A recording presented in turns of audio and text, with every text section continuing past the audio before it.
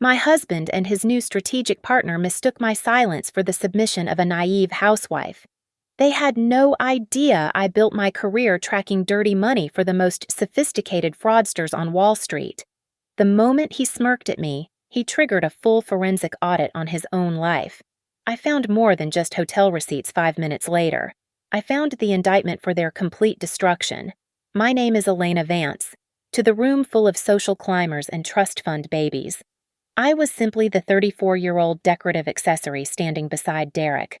I wore a muted beige dress that cost more than most people's cars, but I wore it in a way that suggested I had no idea of its value. That was the trick. If you look too sharp, they put their guards up. If you look like a soft, well-kept housewife who spends her days at the spa, they talk freely. They had no idea that the woman nodding politely at their bad jokes was the phantom CFO of Apex Horizon, a global risk management firm that decided which of their companies lived or died each quarter. Then there was Derek, my husband, 36 years old, handsome in a way that required constant maintenance, and utterly convinced of his own brilliance. He stood by the open bar, swirling a glass of 18-year-old scotch that he could not actually afford. Derek called himself a venture capitalist. In reality, he was a man with a mediocre portfolio that I secretly propped up with anonymous injections of capital just to keep our credit rating from nosediving. He loved the idea of being a wolf of Wall Street, but he lacked the teeth. We were at a rooftop cocktail party in Manhattan, the kind of event where human value is measured by the complication of the tourbillon on your wrist. The air smelled of expensive perfume and desperate ambition. I was contemplating the exit strategy for a merger deal in Tokyo when Derek waved me over with that expansive, ownership-heavy gesture he used when he wanted to show me off. "Elena, darling, come here," he said, his voice booming slightly too loud. "I need you to meet the future. This is Sienna." Standing next to him was a woman who looked like she had been curated from an Instagram algorithm. She was young, sharp, and wearing a dress that was aggressive in its cut. She held a champagne flute like a weapon. "Sienna is a strategic consultant for startups," Derek explained, beaming at her like she had just invented fire. "We are discussing a potential partnership." "Charmed," Sienna said. Her eyes did that classic scan up and down, assessing my jewelry, my shoes, and finding me lacking. "Derek talks about you constantly. He says you are the rock that lets him fly. It must be nice to have so much free time for home management." "Elena is great with the domestic stuff," Derek interrupted, laughing as he placed a hand on the small of my back, then sliding it away too quickly. "She keeps the house running so I can focus on the heavy lifting. You know how it is." I smiled. It was a muscle memory smile, disconnected from my eyes. "It keeps me busy," I said softly. Sienna turned her attention back to Derek, effectively dismissing me as a non-combatant. She started throwing around buzzwords like confetti. She spoke of leveraging synergies and disrupting the paradigm and optimizing vertical integration. It was nonsense. It was a word salad culled from the headlines of tech blogs, devoid of any actual financial substance. But Derek was eating it up. He nodded along, throwing in his own empty phrases, desperate to appear on her level. I took a sip of my sparkling water and watched them. I watched the way Sienna's body was angled entirely toward him, cutting me out of the circle. I watched the way Derek's hand brushed against her arm when he laughed at a joke that was not funny. It is always amusing how men like Derek underestimate women. He assumed that because I did not brag about my portfolio, I did not have one. He thought my silence was submission. He did not realize I was analyzing the data points of his infidelity in real time. My gaze drifted to the handbag Sienna had placed on the high-top table between them. It was a black Birkin with gold hardware. To the casual observer in this room, it was a status symbol worth $20,000. Derek certainly looked at it with reverence. But I know luxury. I know the supply chain. I stared at the stitching on the handle. It was a fraction of a millimeter too perfectly straight. The grain of the leather was too uniform. It was a super fake, a high-end counterfeit likely purchased for $300. It was a small detail, but in my line of work, Small details are where the devil lives. Sienna was a fraud carrying a fraud, and my husband was buying every bit of it. I took another sip of water and decided right then that I would not just expose them, I would audit them. Over the next 14 days, Derek's schedule became a chaotic work of fiction. He was suddenly attending strategic alignment sessions until 2 in the morning 3 or 4 times a week. When I gently asked one evening if these meetings truly required quite so much overtime, he sighed with the heavy burden of a misunderstood genius. He looked at me with a mixture of pity and annoyance and told me I was being paranoid. He said I did not understand the relentless demands of Industry 4.0 networking. He actually used those words. He looked me in the eye and told me that my world was too small to grasp the complexity of his business relationships. I simply lowered my head and apologized for being a distraction. It was an Oscar-worthy performance of a chastised housewife. The moment the front door clicked shut behind him, the performance ended. I did not touch his phone. Snooping through text messages is pedestrian, the tactic of an insecure girlfriend who only wants to hurt her own feelings. I am a professional. I go for the infrastructure. Derek seemed to have conveniently forgotten that I was the one who set up his entire cybersecurity protocol 5 years ago. I had administrative access to his cloud backups because I was the one paying for the storage. I sat at my desk, opened my encrypted laptop, and logged into his synchronized accounts.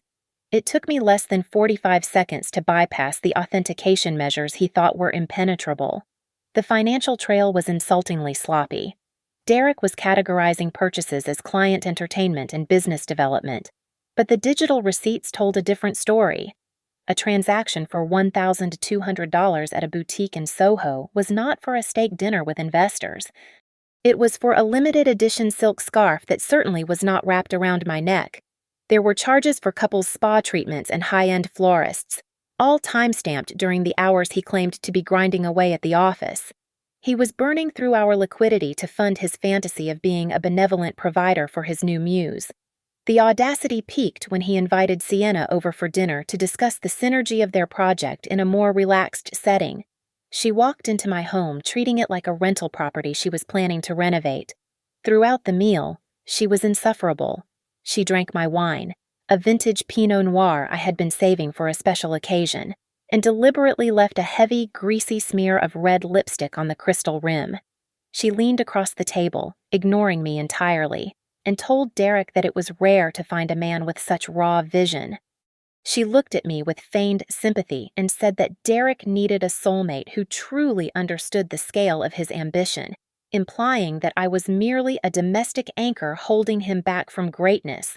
I felt a cold rage crystallizing in my chest, but my pulse did not jump. I reached for the bottle and poured her more wine, filling the glass dangerously close to the brim. I smiled warmly. I told her that I absolutely adored her dress.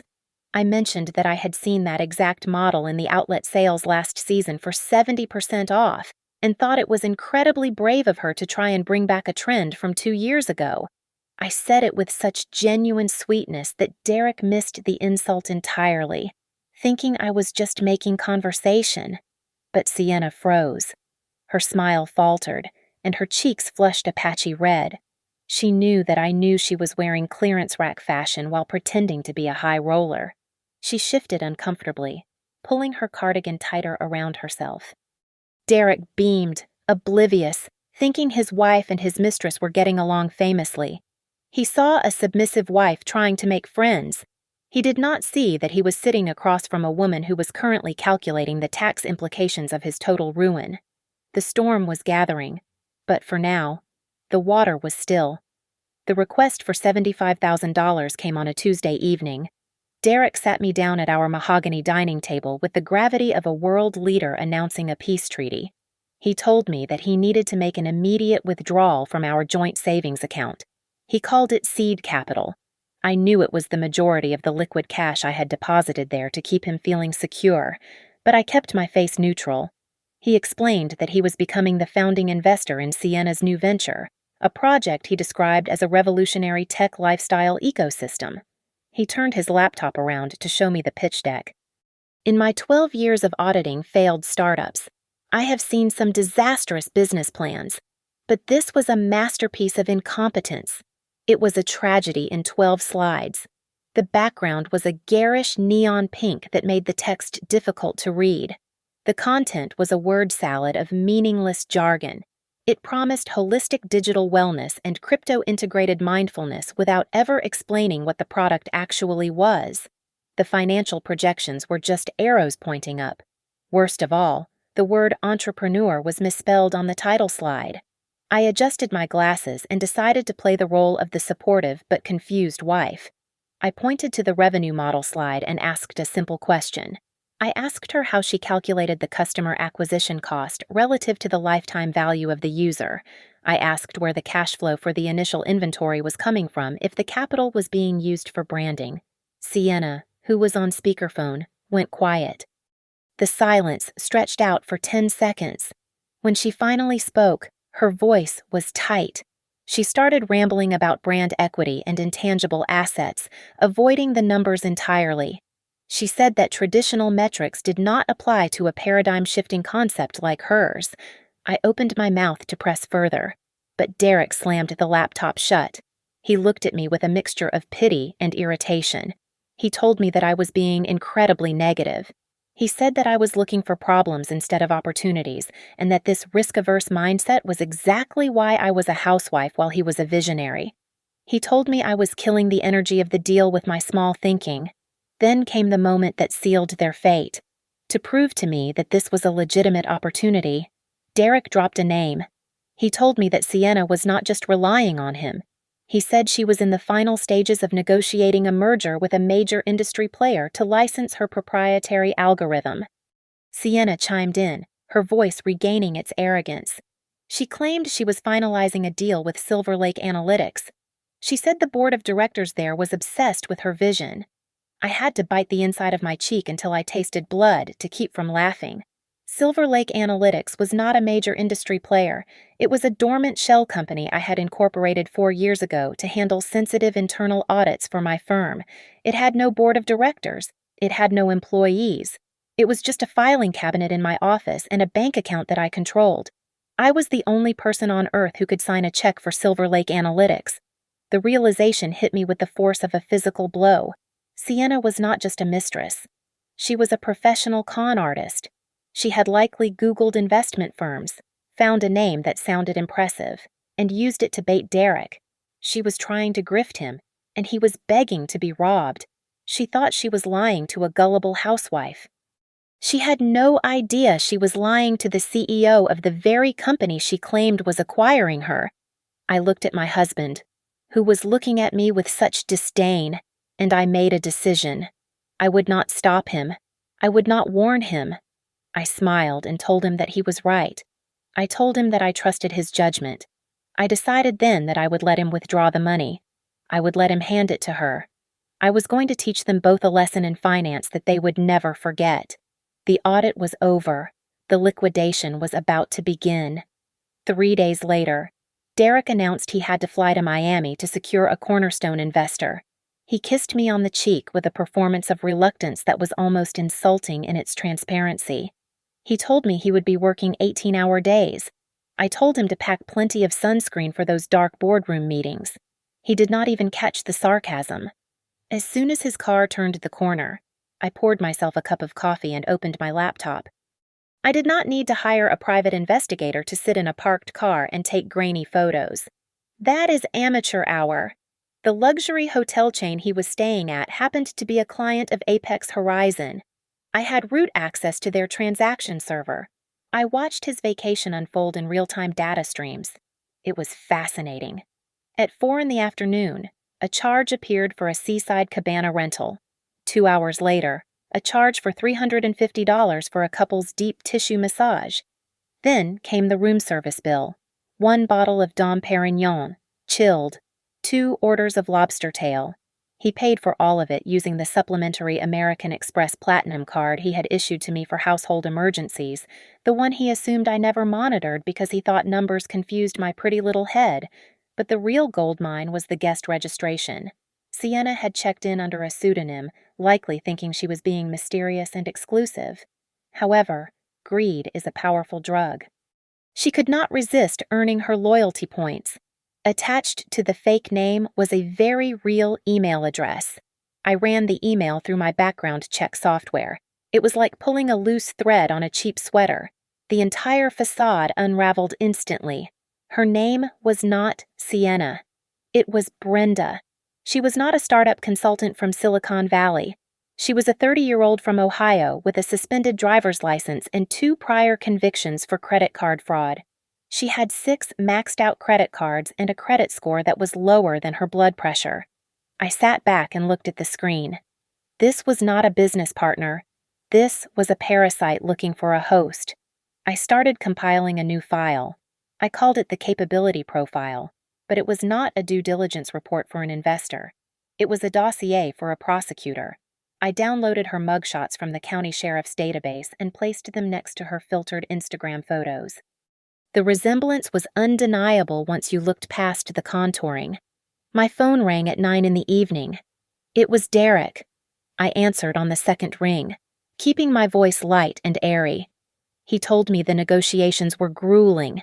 He said the investors were sharks and he was exhausted from fighting for every percentage point. "You sound tired, honey," I said, typing Brenda's social security number into a debt collection database. "I am," he sighed, "but it is worth it for our future." In the background, crystal clear through the receiver, I heard the rhythmic crashing of ocean waves. Then, a high-pitched, distinctive giggle cut through the noise. "Is that a bird?" I asked innocently. "Yes," Derek said quickly. "Just a seagull outside the conference room window. I have to go. Elena, love you." He hung up. I looked at the screen where Brenda's foreclosure notice was downloading. I did not feel sad. I felt the cold, precise satisfaction of a hunter who has just lined up the perfect shot. When Derek returned from his fictitious business trip, he was vibrating with manic energy. He did not even bother to unpack his suitcase before slapping a stack of legal documents onto the marble kitchen island. He looked at me with eyes that were bright with greed and told me that we needed to move immediately. He said the window of opportunity was closing and that I needed to sign a power of attorney granting him full access to the liquid assets in our family trust. He wanted to transfer $300,000 into Sienna's account by Monday morning. I picked up the pen, twirled it between my fingers, and gave him a smile that was pure sugar. I told him that an investment of this magnitude deserved a proper celebration. I suggested we host a dinner party that Saturday night to officially sign the partnership agreement. I told him to invite his colleagues, the investment bankers and hedge fund managers who had always looked at me as if I were nothing more than a piece of furniture. Derek loved the idea. His ego was so inflated he could barely fit through the doorway. He saw it as his coronation, a moment to show off his new empire to his peers. I spent the next 2 days preparing, but not in the way he thought. I told Derek that I had used my spare time to organize the legal paperwork and create a presentation to streamline the transfer process. He patted my head and told me that was very helpful, praising me for handling the administrative grunt work so the real minds could focus on strategy. He had no idea that the presentation I had prepared was not a sales pitch, but an execution. On the night of the party, the house was filled with men in $5,000 suits drinking my scotch. Sienna arrived 20 minutes late, making an entrance designed to draw every eye in the room. She walked in with the entitlement of a woman who believed she already owned the place. She did not greet me. Instead, she walked straight to the living room curtains, fingered the fabric with a look of distaste, and loudly commented to one of Derek's friends that the interior design felt incredibly dated. She said the house needed a younger, more vibrant energy, clearly implying that my presence was the thing that needed to be renovated out of existence. We sat down for dinner at 8 o'clock. I played the role of the gracious hostess to perfection, ensuring wine glasses were never empty. Midway through the main course, Derek stood up and tapped his spoon against his glass. The room went silent. He placed a hand on Sienna's shoulder and looked around the table. He told the room that he had finally found a partner who matched his intensity. He called Sienna the most visionary woman he had ever met, someone who understood the future of commerce. Then, he looked at me. He said that everyone needs an Elena in their life because she is safe and reliable, like a comfortable old chair, but that men like him need fire to truly feel alive. The table chuckled politely. It was a public humiliation, a clear statement that I was the past and she was the future. I did not flinch. I did not cry. I simply stood up, smoothed the front of my dress, and smiled at my husband. I told him that he was absolutely right and that I had prepared a special slideshow to commemorate this new chapter of his life. I walked over to the laptop connected to the 60-inch television screen. The room quieted down, expecting a montage of photos or a boring financial graph. I felt the cool, heavy weight of the remote in my hand.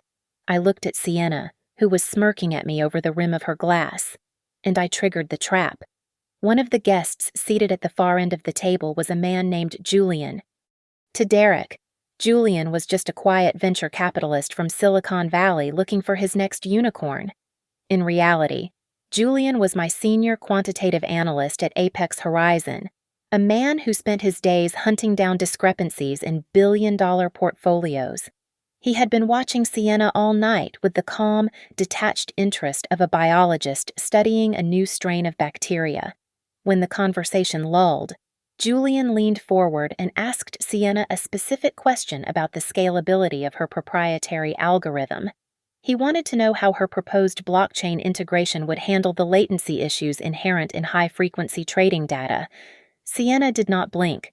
She took a sip of wine and launched into a rehearsed speech about decentralized neural networks and quantum-resistant encryption.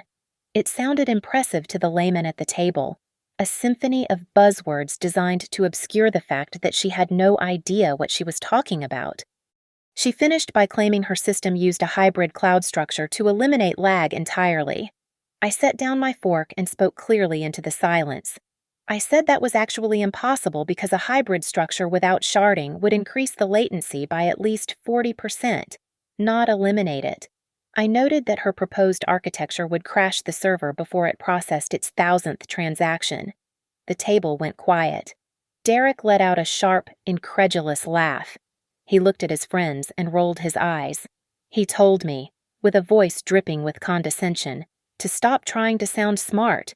He said, "Honey, please do not embarrass yourself. This is a conversation for the adults in the room. Why don't you go check on the dessert?" I did not move.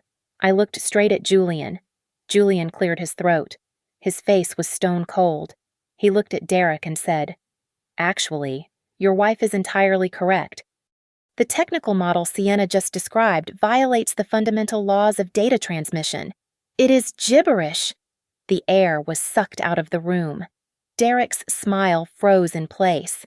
He looked from Julian to me, his brain struggling to compute the shift in power dynamics. Sienna shifted in her seat, her knuckles white as she gripped the stem of her wine glass. She laughed nervously and waved her hand dismissively. She said that she was the visionary, the macro manager, and she did not waste her mental energy on the boring technical details that the engineers handled. I smiled at her, a genuine, terrifying smile. I asked her if being a macro manager was why she handled the logistics of her Miami trip so creatively. I asked her, "Is that why you booked the hotel room under the name Brenda? Was that a macro management decision?" For a second, the only sound in the room was the hum of the refrigerator. Sienna went pale. Derek looked at her, then at me, his eyes widening as the name Brenda registered in his foggy memory of the trip. But denial is a powerful reflex. He blinked rapidly and forced a chuckle, assuming I had simply misspoken or confused a name. He opened his mouth to smooth things over, to make a joke about my memory, but he never got the chance. "It is time to make this official," Derek announced, his voice booming with forced cheerfulness as he ushered the guests into the living room. He was desperate to move past the awkward tension I had created at the dinner table, eager to get his hands on the wire transfer that would cement his status as a serious player. He gestured grandly toward the 60-inch ultra-high-definition screen mounted above the fireplace, expecting to see the boilerplate investment contract I had promised to prepare. I stood by the side of the room, holding my laptop. I felt a strange sense of calm, The kind that comes right before you detonate a controlled explosion. I plugged in the HDMI cable. The screen flickered to life, illuminating the darkened room with a cool, harsh blue light. There was no contract on the screen. There were no legal clauses or signature lines.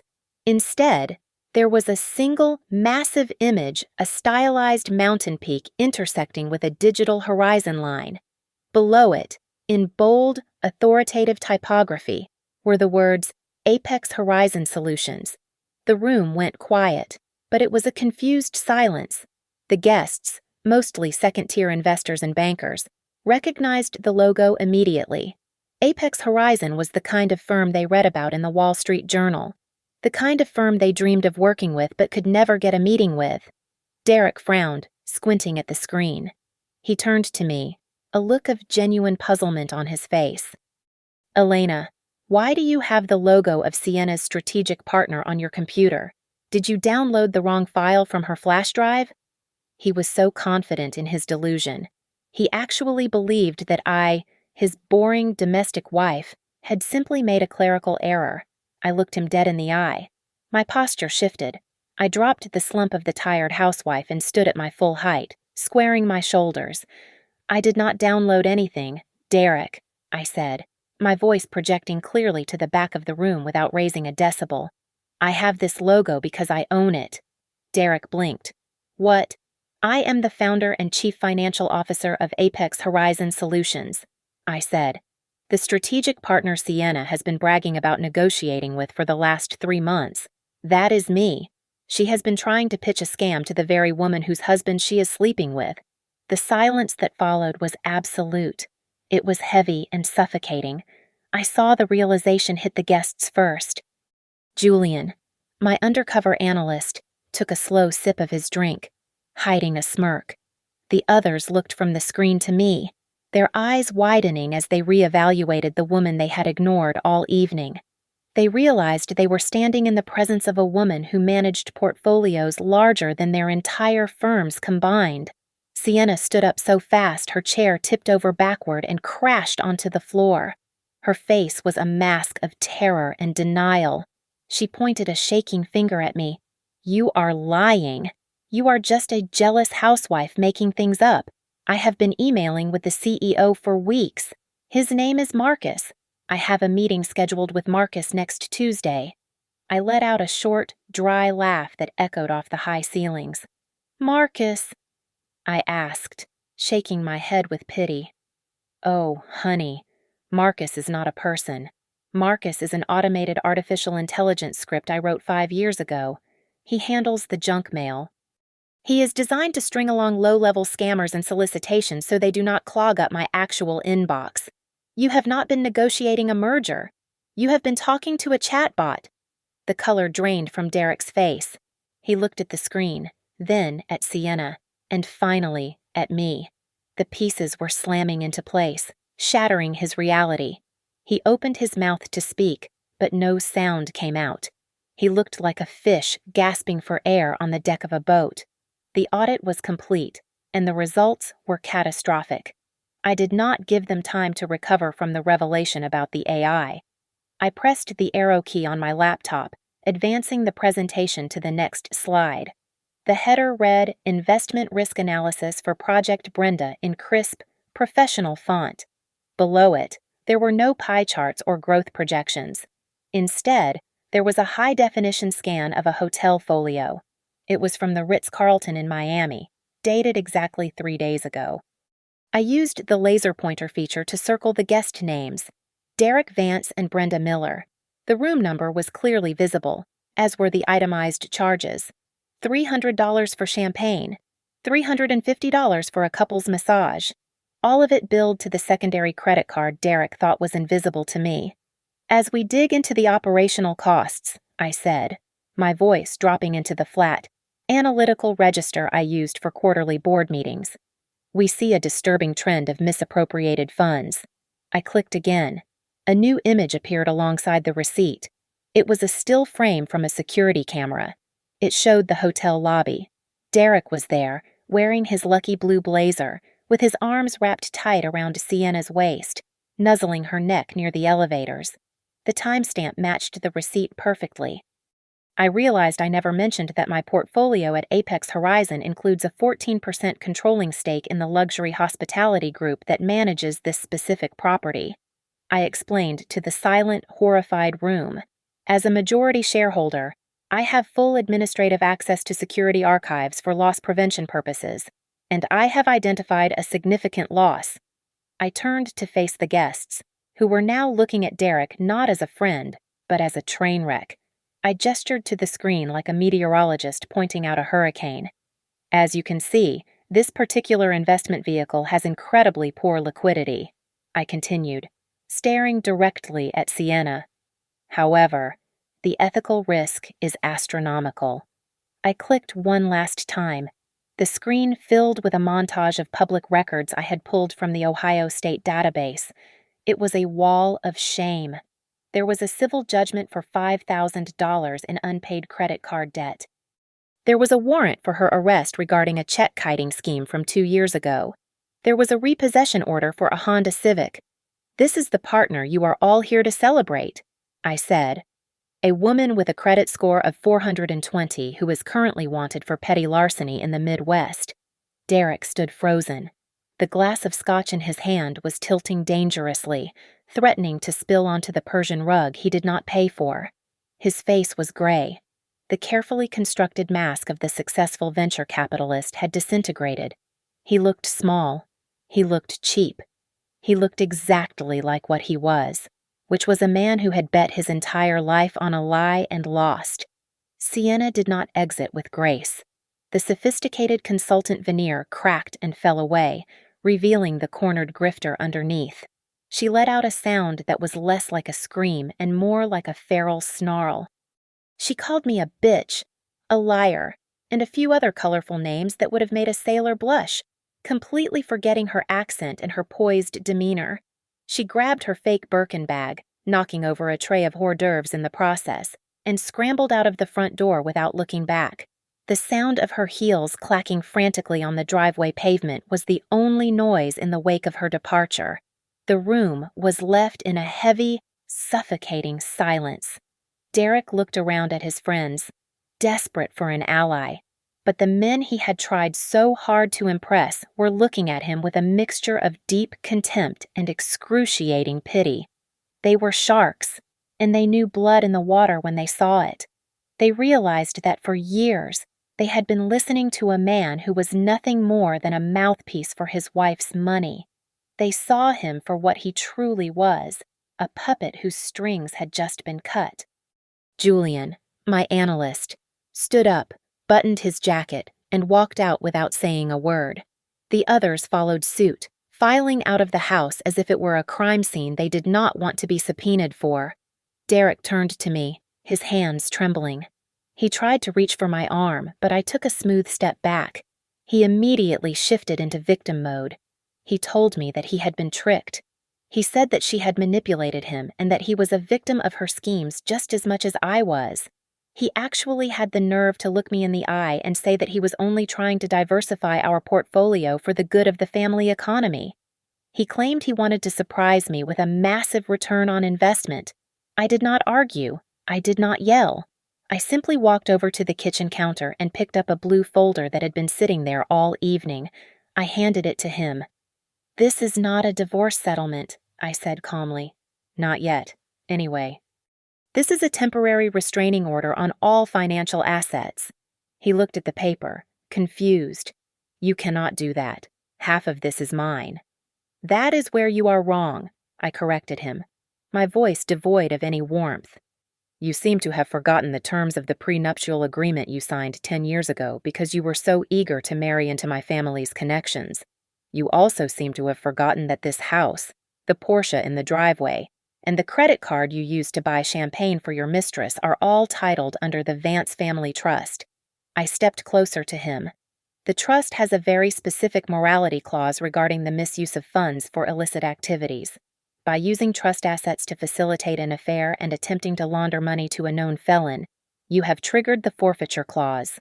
You do not own half of this house. Derek, you do not even own the rug you are standing on." I stared at him. his mouth opening and closing silently. The reality was crashing down on him. He was not a wealthy investor. He was a guest who had overstayed his welcome. "I have already canceled your access to the joint accounts," I continued, checking my watch. "I have deactivated your key fob for the car, and I have spoken to security at the gate. You have exactly 30 minutes to go upstairs and pack your personal effects.